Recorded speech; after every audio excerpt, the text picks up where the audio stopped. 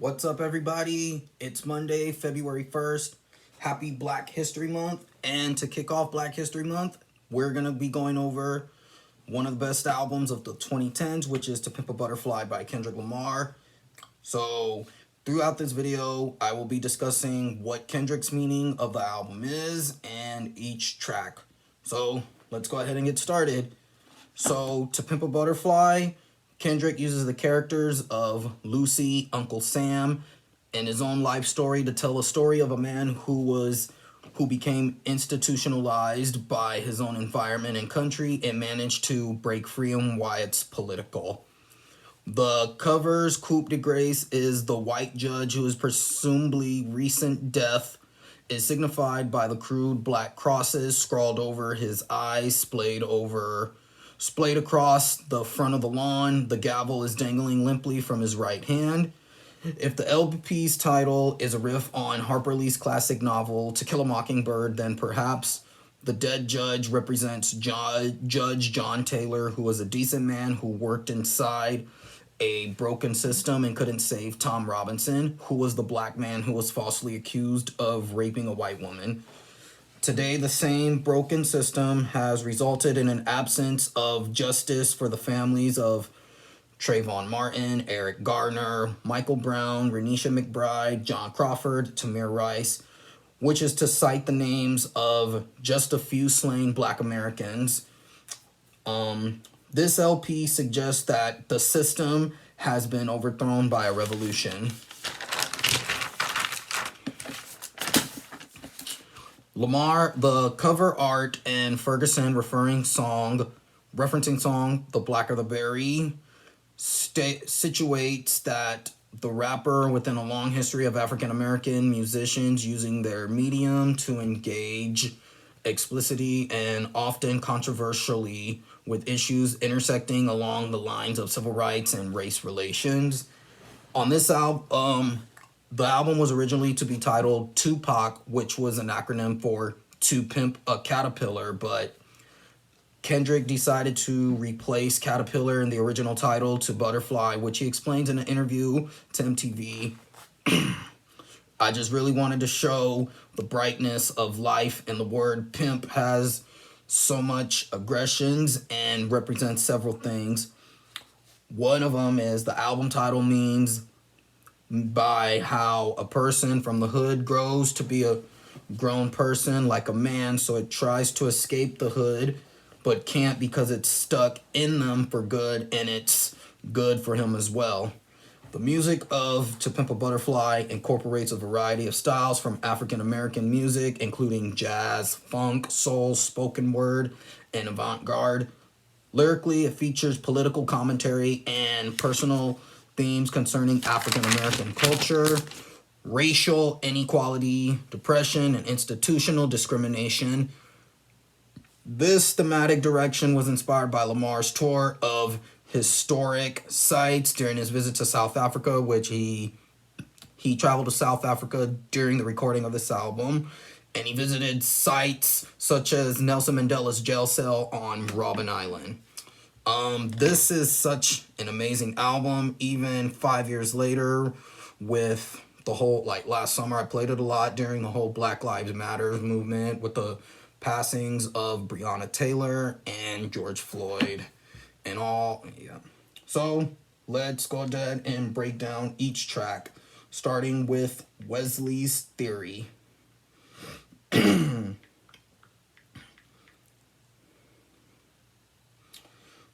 All right, so Wesley's Theory is the opening intro to Pimp a Butterfly, which establishes the album's theme by describing the pimping of the pro-verbal butterfly. The song is an extended metaphor by how successful black artists are pimped by the entertainment industry, having descended historically from slaves. The verse of Wesley's Theory can be from the perspective of any black entertainer, while the second verse is from the perspective of capitalist America, personified by Uncle Sam. The song's title is a nod to actor Wesley Snipes, who starred in movies such as White Men Can't Jump, New Jack City, Money Train, just to name a few. The actor We all know, well, for those of you who don't know, Wesley Snipes was convicted of tax fraud case, was embroiled in a tax fraud case through the 2000s. It was sentenced to 3 years in jail from 2010 to 2013.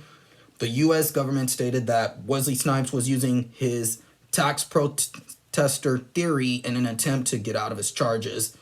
Snipe, specifically, Wesley used a tax protester theory called the 861 argument.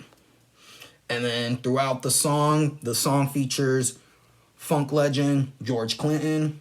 I just want to say, without George Clinton, we wouldn't have hip hop. So, and there's also a uncredited vocalist from Dr. Dre who, before the second verse, Dre does a short interlude. So yeah. Up next is For Free, which is a 2-minute interlude. So on For Free is building on the metaphor that was drawn in Wesley's theory. We continuously find Kendrick to fall victim to the pimps of the record industry. This interlude is very similar to an old song called Tramp by Otis Redding, which also features a girl dissing our favorite artist. The interlude is very similar to Lambert, Hendrix, and Ross's Cloudburst from 1959.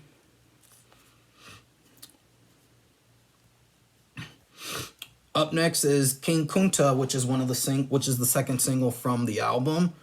King Kunta, we all know, is, for those who don't know, King Kunta is a fictional 18th century slave, is the main character from the novel Roots, the Saga of an American Family, which was by Alex Haley. Kunta Kinte is known for having his right foot cut off because of his attempts to escape his plantation. Kinte is also known for his resilience in refusing to accept the white and American name Toby that was forced onto him by slave masters. He stayed strong on his true name and heritage.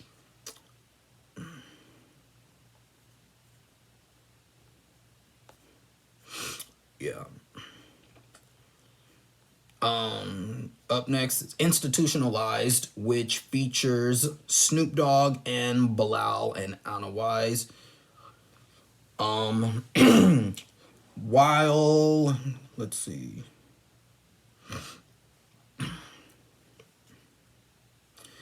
Alright, so while King Kunta shows Lamar at a high, confidently claiming his throne atop the rap game with the influence and success he has acquired, Institutionalized is the dramatic realization that the murky past of the Mad City still lurks within Kendrick's psyche. Kendrick covers wealth's corruptive powers and how many people are negatively affected, almost brainwashed by the idea of getting rich. He also condemns violence and envy. Both of these are brought on the institution of money. We are all at some point institutionalized, at some level institutionalized. The poor and disenfranchised are institutionalized by prison, racism, classism, and the rich and the powerful are institutionalized by fear, dogma, the almighty dollar. Everyone is a loser in this game, but perspective is the only answer. The word institutionalized also has connotations of insanity. Those who are institutionalized are taught something that is wrong with them, but perhaps it's the institution that's wrong. Next up is If These Walls Could Talk. So the title, These Walls,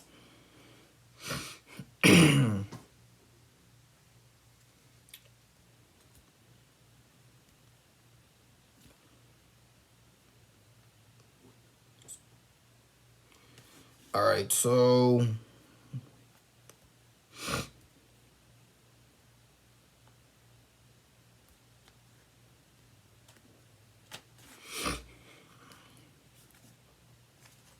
sorry, give me just this.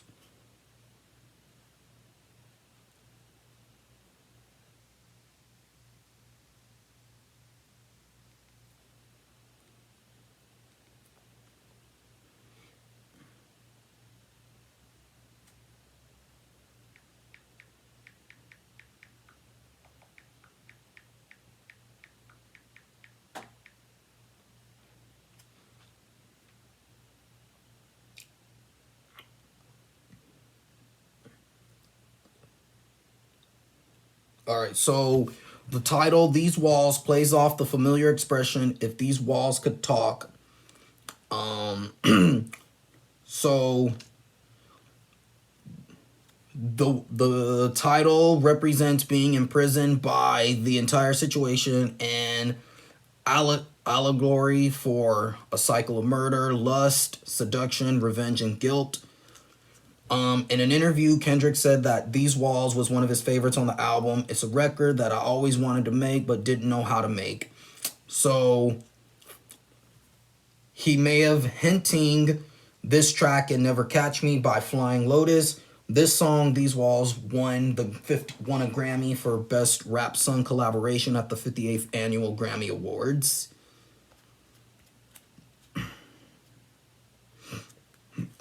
Next up is You.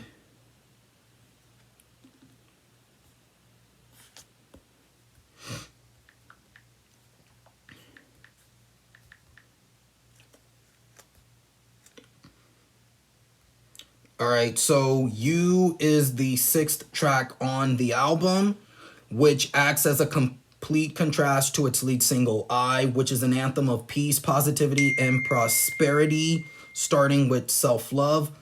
With more with a more melancholy production than the funk influenced I, Kendrick peers deep into the dark caverns of his heart to expose the negative thoughts that plague his mind, at points referring to him as a failure. In addition to breaking the track down with MTV, in an interview with Rolling Stone, Lamar said that was one of the hardest songs I had to write. These are some very dark moments in there. All my insecurities and selfishness and lets down. That is depressing, but it helps though, as it helps. Hugh talks about a lot about his internal and also external battles. When he says loving you is complicated, I believe he is talking to himself, but is also quoting how others feel about him as well. The external battle is shown in a lot in the second verse. A friend never leave Compton for profit or leave his best friend, little brother. You promised you'd watch him before they shot him, where your antennas are on the rolled bottles and bitches. This part on the second verse highlights the external battle a lot, which leaving Compton for profit is what Kendrick had to do because of touring and business, but his friends think he's leaving them. This is a stretch. I believe that a friend of Kendrick asked him to watch over his little brother, asking where he was when his little brother got shot. Kendrick was hurt beside he was on the road partying and performing versus watching his little brother.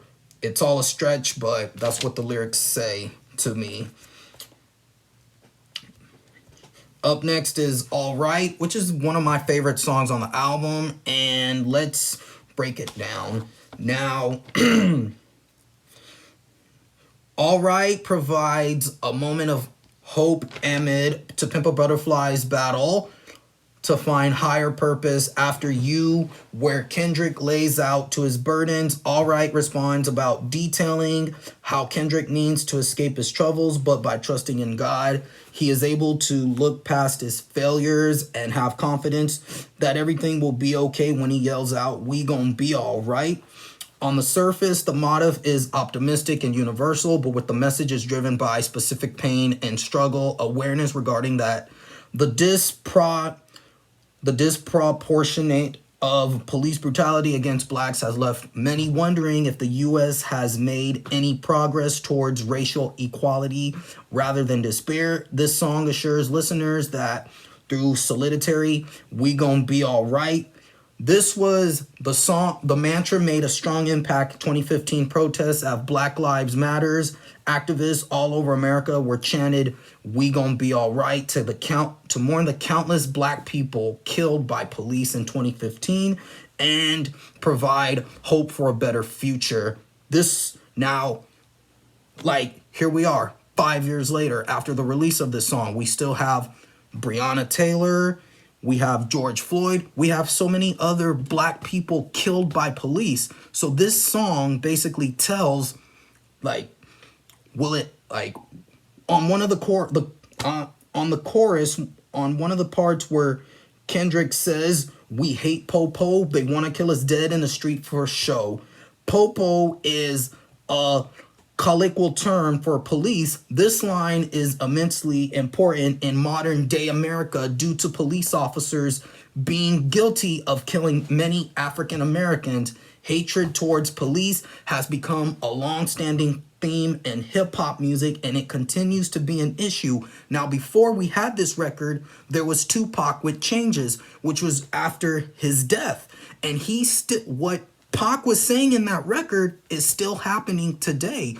Like, this was like 17 years before the release of To Pimp a Butterfly and before the release of this record. Kendrick, like, powerful record right here. This is a powerful record. All right, that's an easy, that song would sit at number 6 on my top 10 hip hop songs of all time. Now, this line was a subject, the "We Hate Popo" line was subject to criticism by Fox News following his performance at the 2015 BET Awards, which he opened the show by performing that song. Now, what I liked about that video, it had the same, it was before the all right part, there's police officers holding his car and he's riding around with the other members of TDE, Schoolboy Q, Isaiah Rashad, and Absol, and it reminds me of that very first Busta video when he was yelling out, "Turn my headphones up," like when Busta was saying, it's time for me to get up on the mic. Now, this was like almost 20 years late, like 19, 20 years. I love that. Such a dynamic video, dynamic record. Ugh. And to have Pharrell on uncredited vocals compared the same way Pharrell was on Mad City, his previous album. Such a powerful record right here. And then at the end of the song, he recites the poem, "I remember you was conflicted, misusing your influence. Sometimes I did the same, abusing my power, full of resentment that turned into a deep depression. Found myself screaming in the hotel room. I didn't want to self-destruct. The evils of Lucy was all around me, so I went running for answers," which leads to the next one, the interlude to "For Sale." Now, "For Sale," this song offers a deeper insight into the previously introduced figure of Lucy, a character representing Lucifer. As the song goes on, it is understood that Lucy is short for Lucifer, hensing the lines about temptation and signing contracts.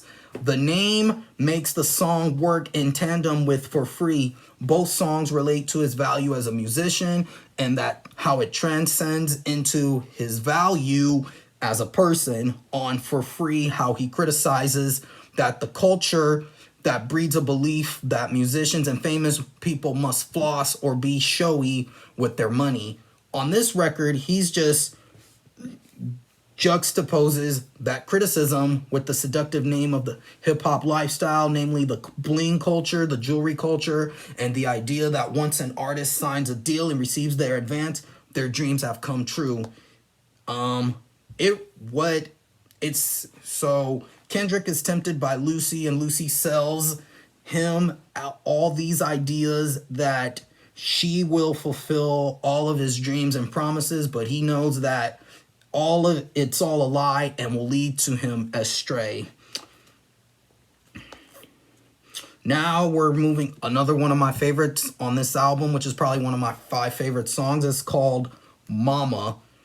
Now, "Mama" tells of the personal growth and self-realization that Kendrick experienced after having persevered against the internal struggles as he described as Lucy in the preceding track "For Sale," when he ends with Kendrick's poem, "The evils of Lucy was all around me, so I went running for answers until I came home."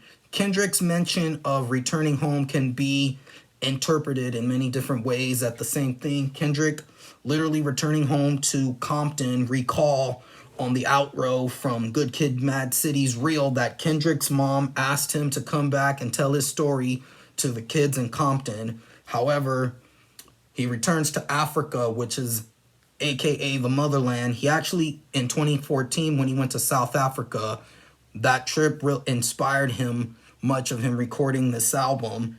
So now he returns to his former pre-fame self.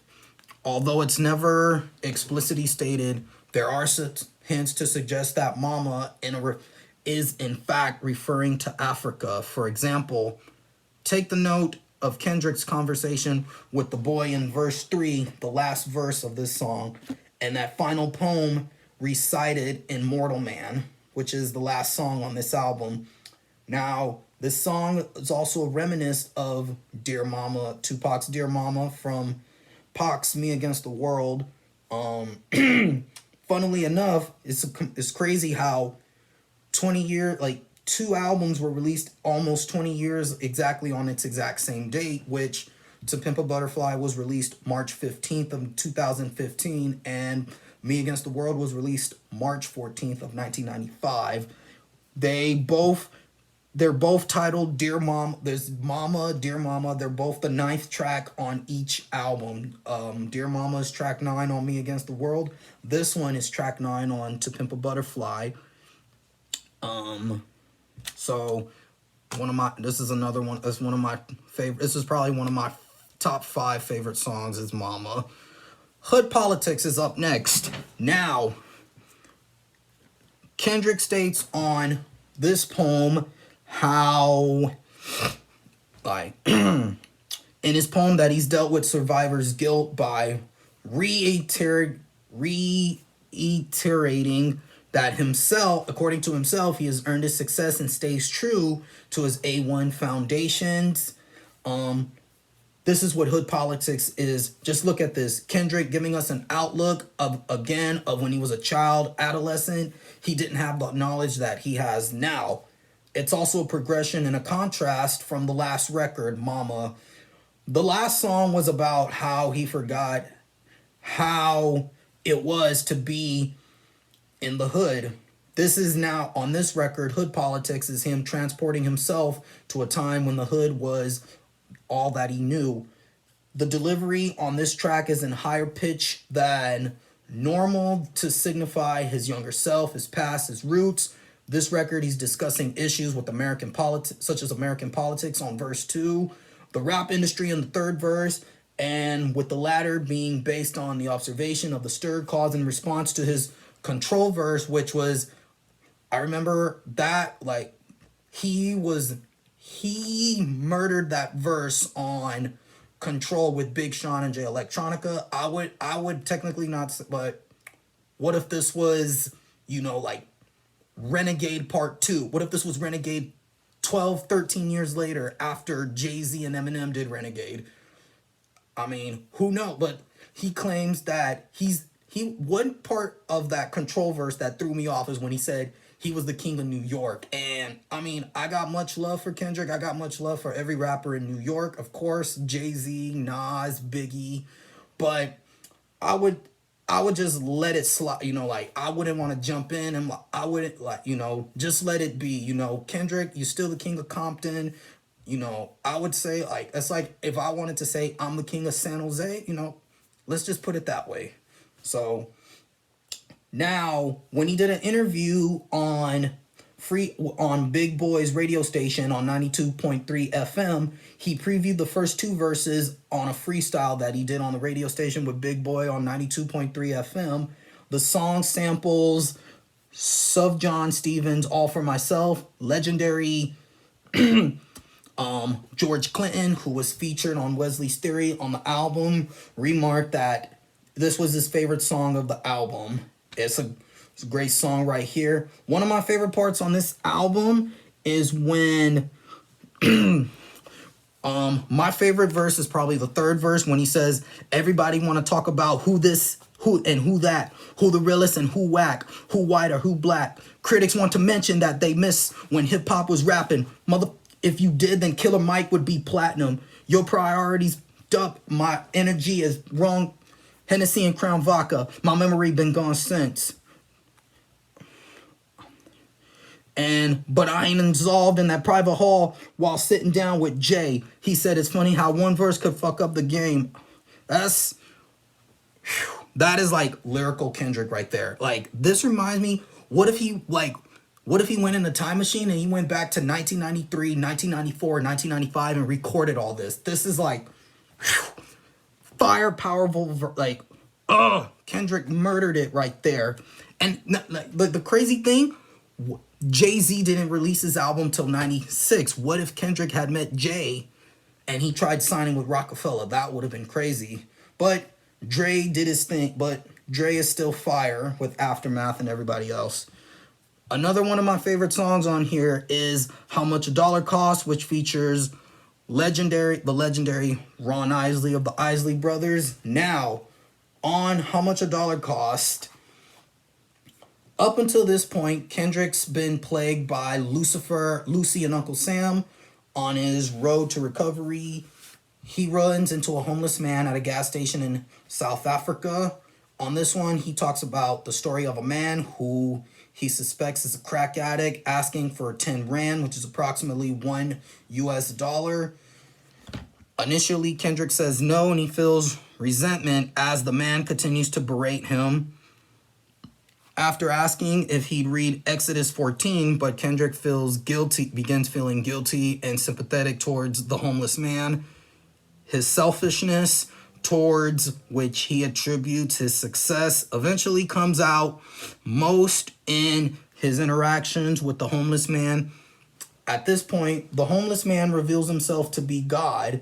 His selfishness and unwillingness to give the homeless man $1 has cost him his place in heaven. This revelation harks back to the parable of the sheep and the goat. Kendrick then repents in the outro, asking God for forgiveness. It's only now he's free of Lucy and Uncle Sam. He had to be humble, pointing out the figurative value of $1 is far higher than the literal value of an American dollar. On December 9th of 2015, President Obama named it as his favorite record of the year. This is another one of my top 5 records from this album. I love the record itself. I wish Kendrick had shot a video. So, yeah, this is a dynamic joint right here with the legendary Ronald Isley.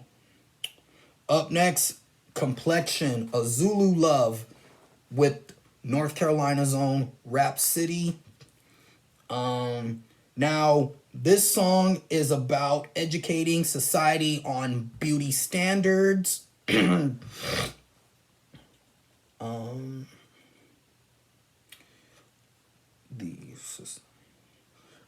Especially colorism. Now,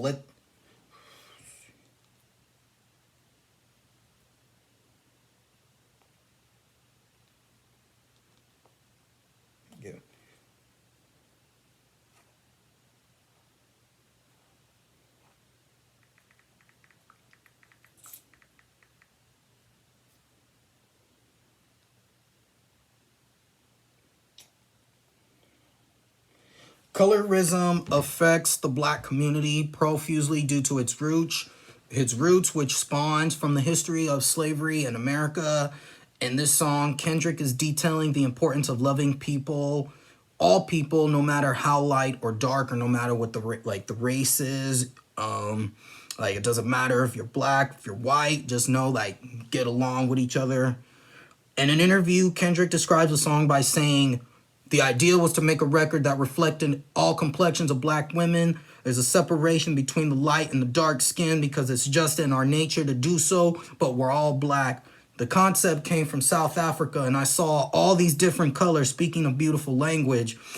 In the same interview, Rap City, who was the guest verse on this record, said the original idea wasn't for Kendrick to even have a verse. Kendrick wanted Prince to do the hook and have Rap City spit 2 verses. Also noting that A Tribe Called Quest, who is one of the pioneers of jazz rap, A Tribe Called Quest, that's my favorite hip-hop group of all time. There's going to be a review on Tribe in the near future. References that the University Zulu Nation many times throughout their records, from People's Instinctive Travels to the Low End Theory, Midnight Marauders. The Universal Zulu Nation is described as an organization of individuals in search of success, peace, knowledge, wisdom, understanding, and the righteous way of life. This is most certainly a powerful record right here.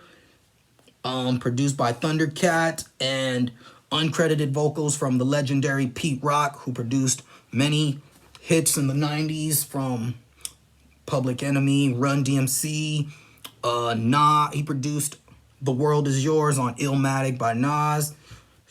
So now we're gonna move on to The Blacker the Berry, which is my third favorite record from this album. Now, this was released by Taraji P. Henson's Twitter. This comes the day after Kendrick won his first 2 Grammys for Best Rap Performance for his hit single, I. Now, let's break it down. Now, here's what I liked about this record. Like I said earlier, it sounds like Kendrick went in a time machine. He could have gone back to maybe like 1996 and 1997 to record this verse and just have him boom spit on. Like, could you imagine him having the same the same flow that Busta Rhymes had when Busta was just now. This song shares the name of and ideals of Wallace Thurman's novel The Blacker the Berry, which has drawn comparisons to Tupac's Keep Your Head Up, which Tupac mentions. Some say the blacker the berry, the sweeter the juice. I say the darker the complexion, the evil the roots. Kendrick mentions these ideals in his Billboard magazine cover story. TDE president Terrence Punch Henderson, he tweeted an image of Malcolm X and Martin Luther King side by side.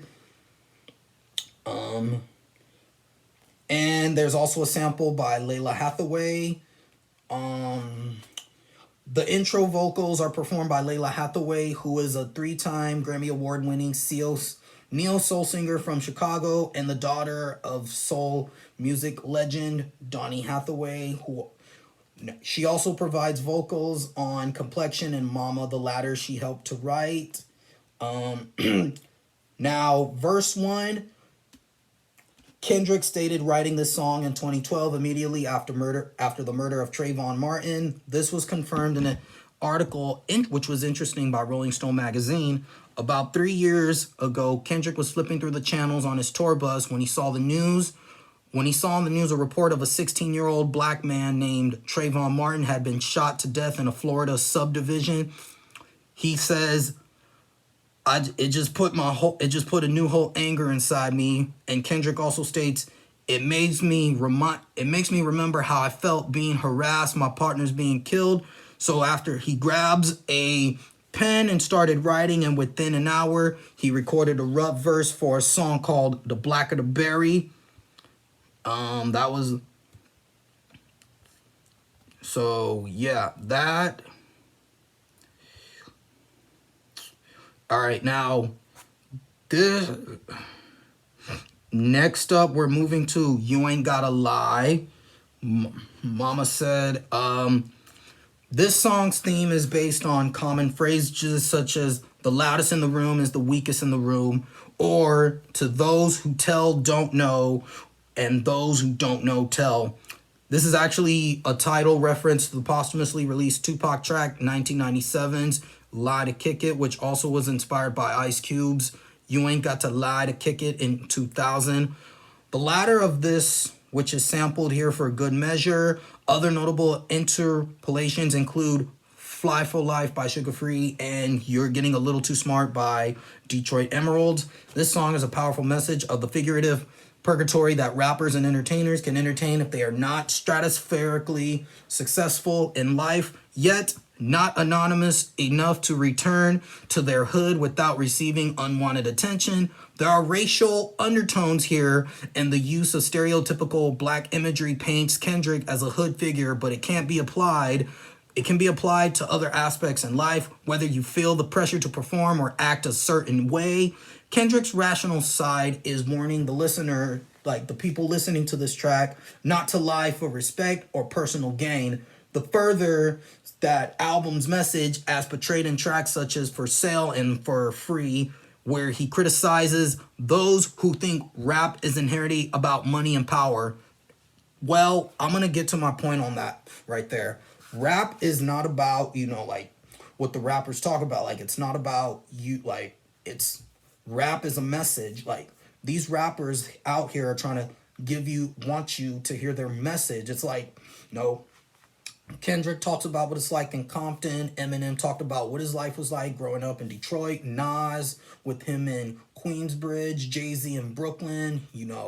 The same way J. Cole did, like what he talks about with his life was like in Fayetteville, growing up with a single mother, and how his stepfather was abusive. Like, rap is just like, it's for you guys to list. Like, it's a message. It's not, like, rap is not about talking about packing a gun. It's not talking about, oh, like, you got to do this, but rap is just, these artists have a message.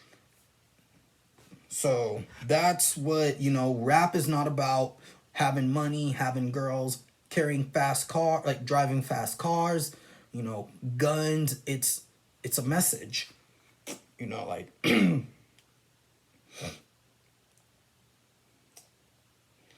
Next up, we are moving to the lead single, which is I Love Myself. This is the lead single from To Pimp a Butterfly. Kendrick received 2 Grammys for the the single version of this album. On the album, it's an extended version. The song won 2 Grammys at the 57th Grammy Awards for Best Rap Song and Best Rap Performance. In his interview with Hot 97, Kendrick says I is the best song that he's ever written and throughout his career, because he never thought he'd be in the mindset to make a positive song about having grown up around so much negativity in Compton. Excuse me. The up-tempo track once again delivers deep into Kendrick's personal perspective onto the world. While premiering the track on LA's Power 106, Kendrick explains that the song is about self-expression by the lack of self-love on the streets of Compton. Although To Pimp a Butterfly revolves around spiritual turmoil, self-doubt, as well as negative temptations, the song offers redemption. The mixing and production of this version emulates a live performance as opposed to the clean production of the single. The track further explores subjects he's already covered, such as Personality Explained in his song Real from Good Kid, Mad City. But what love got to do with it when you don't love yourself? It's interesting that Kendrick sings the I Love Myself line in himself in the music video recording, but in the album recording, the line is sung by female vocals. I'm going to get to more about that. The video. Now let's get, that is another one of my favorite Kendrick songs. It's probably one of my top 3.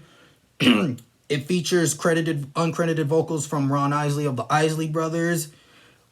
It utilizes music from That Lady, originally written and performed by the Isley Brothers, elements from which were re-recorded, though being sampled from the original record.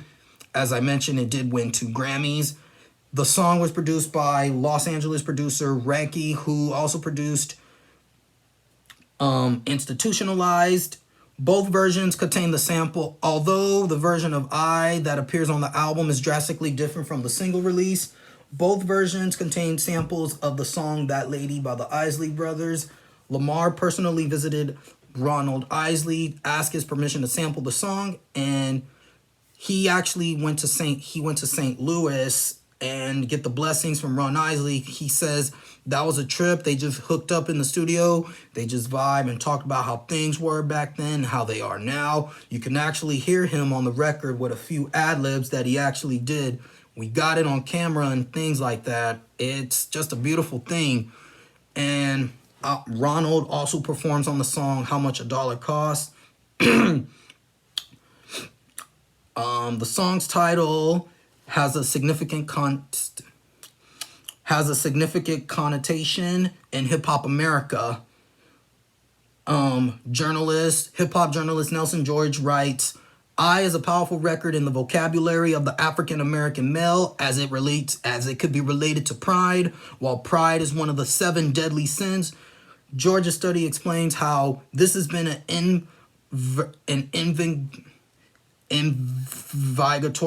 invigorating source of self-empowerment, similar to the self-love that Kendrick preaches in this song. The music video premiered November 4th, so it features cameo appearances from George Clinton and Ron Isley, who both appear on the album. Let me just say, like, this was like one of the best videos I saw of 2014, and this was approximately almost 6 months after I graduated from high school. 2014, I graduated. I mean, I was listening to Good Kid, Mad City every day up until I heard Kendrick was gonna come out with a new album. I'm gonna just say it like this: if BT was still airing Rap City, this video would definitely have to. This video most likely would have been on the top 10 countdown. It probably could have rose like to number 1 within like 2 or 3 weeks after the video premieres. But it was just a fire video. Like, imagine if The Basement was still on, Kendrick would definitely be on The Basement spitting some hot fire with Big Tigger. He would still be on 106 in Park, making sure his video like rise to number 1. So that's how good this song is. And now we're moving on to the final record of the album, which is my favorite. It's also one of the longest songs on the album. Mortal Man, running for a period of time of 12 minutes. Mortal Man, which also features Kendrick interviewing Tupac, which was my favorite part of the album.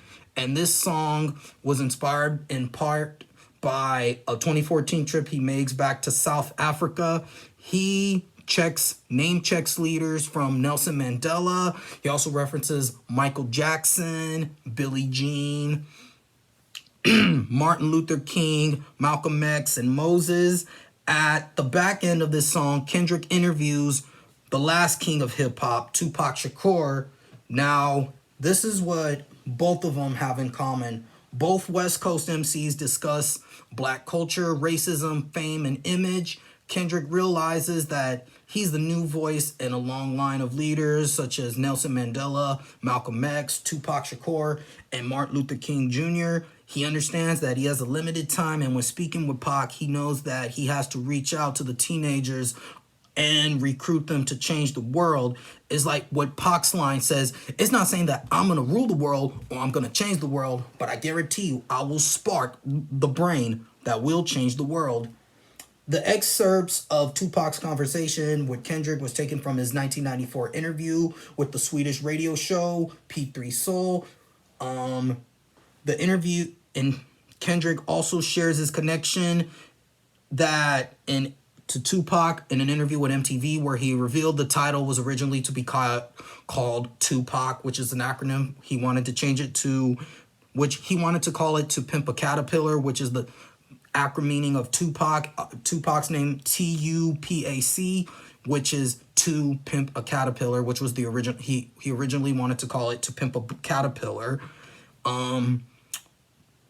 If for many people that notice, Kendrick asks his fans that if they are true fans and they will stay loyal to him when shit hits the fan. In this case, if I'm tried in the court of law, if the industry cut me off, if the government want me dead, plant cocaine in my car, would you judge me a drug kid or see me as K. Lamar or question my character and degrade me on every blog? Noticeably, Kendrick foresees a conspiracy spiraling him, just as like Pac or Michael Jackson before their untimely deaths, their public images got damaged in the media when they firmly denied the accusations. You gave us Billie Jean, you say he touched those kids? When shit hits the fan, are you still a fan? In these lines, he connects his fears. Michael Jackson was widely popular and started to speak out socially and politically. If you see his interviews before their untimely deaths, you will understand that there are chances of him being murdered is very high. Kendrick speaks for the people in this album. He is afraid that he might fall victim to conspiracy and is asking his fans to stay by his side and not trust any accusations by the media. If so, it happens. This is one of my. This is another like number. This is one of my favorite, like my probably my favorite song of all time, off To Pimp a Butterfly. Now, on the first chorus, the ghost of Mandela. Hold my flow, stay propelling. Let these words be your earth and moon. You consume every message. As I lead this army, make room for mistakes and depression. Now, now, like I said, he mentioned like this is was inspired by his trip to South Africa that he took throughout 2014 while recording this album, and he did visit Nelson Mandela's jail cell. Nelson Mandela was the most prominent anti-racism activist of South Africa. In 2013, he died at the age of 95 after spending his life campaigning for racial equality. Kendrick hopes that he could continue Mandela's legacy throughout his rapping. He has encouraged his fans to research Mandela's life. There will be an army for fighting for justice.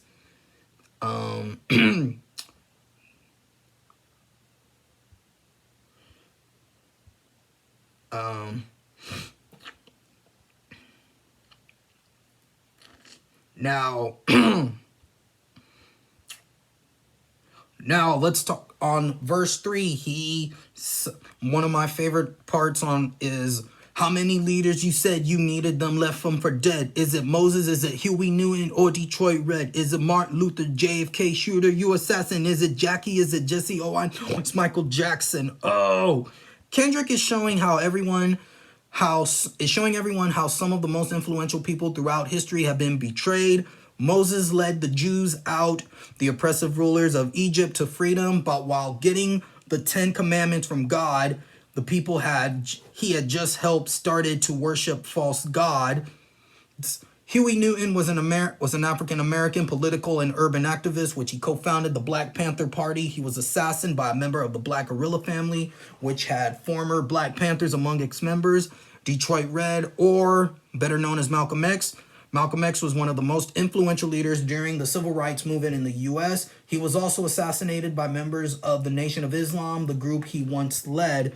Martin Luther King was a civil rights activist who was assassinated by a white supremacist. JFK, John F. Kennedy, was the president of the United States. He was assassinated. Kendrick calls the listener, metaphorically, a shooter or assassin, accusingly. Jackie Robinson was the first black man to ever play in the major leagues for then Brooklyn Dodgers. And of course, Jesse Jackson is an American civil rights activist. Last but not least, we got the king of pop, Michael Jackson himself. Although he was one of the greatest musicians to ever live, he faced scrutiny after accusations of child molestation and on his bizarre appearance and behavior.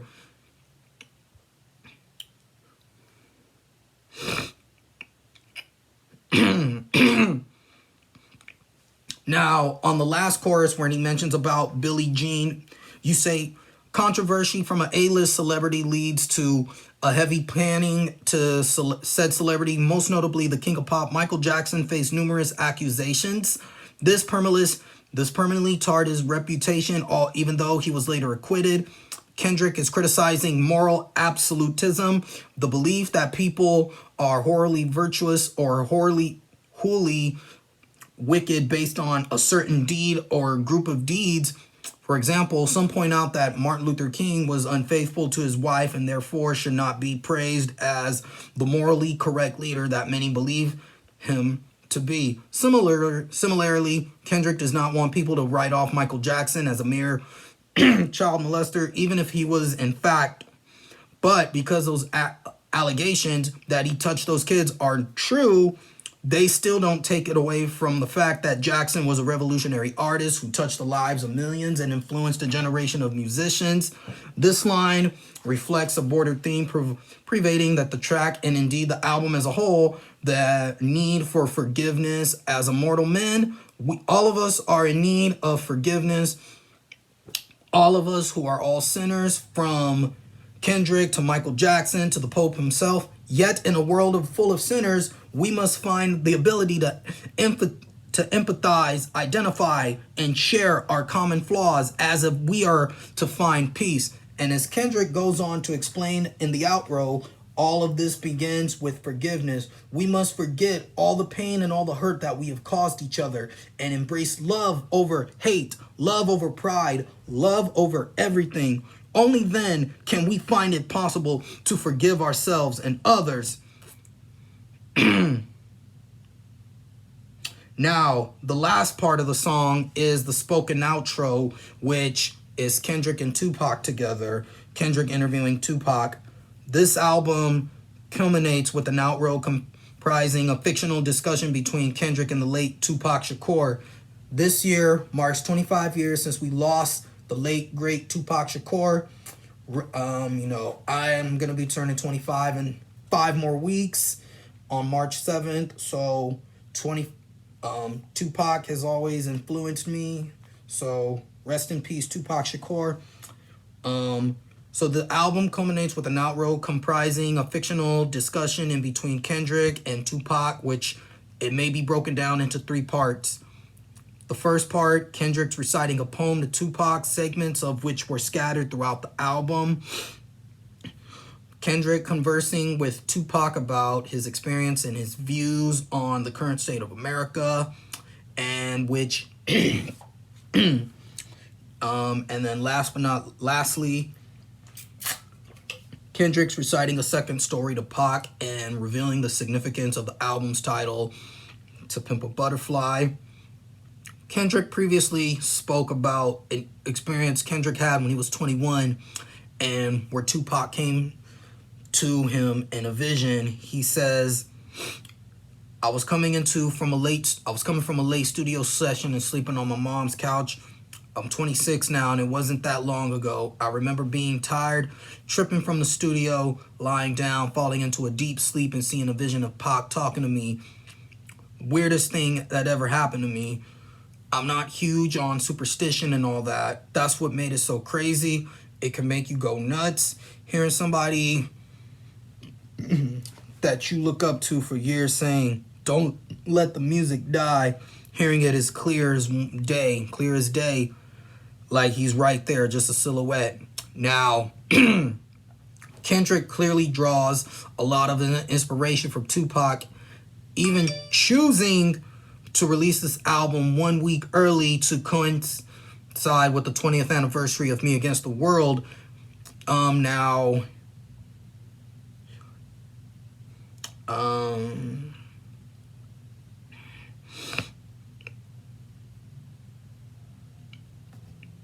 Yeah, so that was like crazy how Kendrick released his record 20 years approximately exactly after Tupac released Me Against the World and then 20 years later, who would have known? Kendrick releases his album on the anniversary. Now, another West Coast album that was released the same day as Pac's was E40's In a Major Way.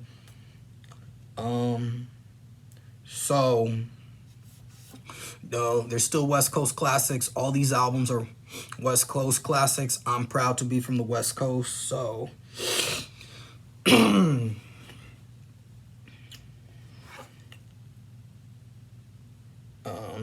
me just a second.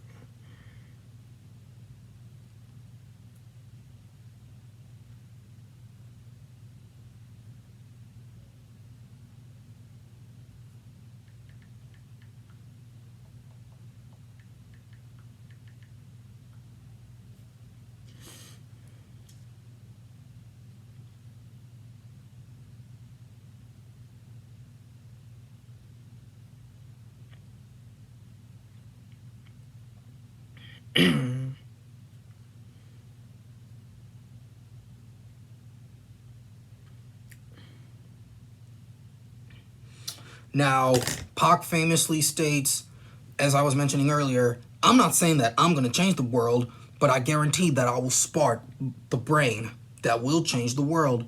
Kendrick's brain has certainly been sparked, and now it's his turn to speak the youth for a long-term change, the same way Pac did when he was alive.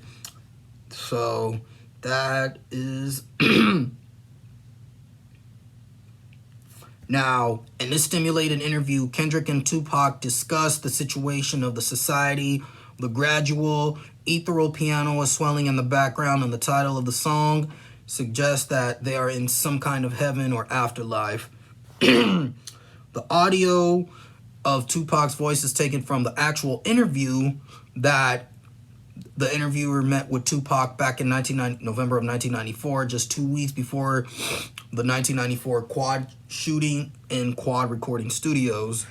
So this album is such a masterpiece. It was named one of the best albums of the 2010s. Typically, I would say this is the second best project of 2010s. Good Kid, Mad City was the best one. This was the third studio album, was released through Top Dog Entertainment, Aftersmath, and Interscope. Album helped him win 5 Grammys. A lot of critics named it as one of the best albums of 2015.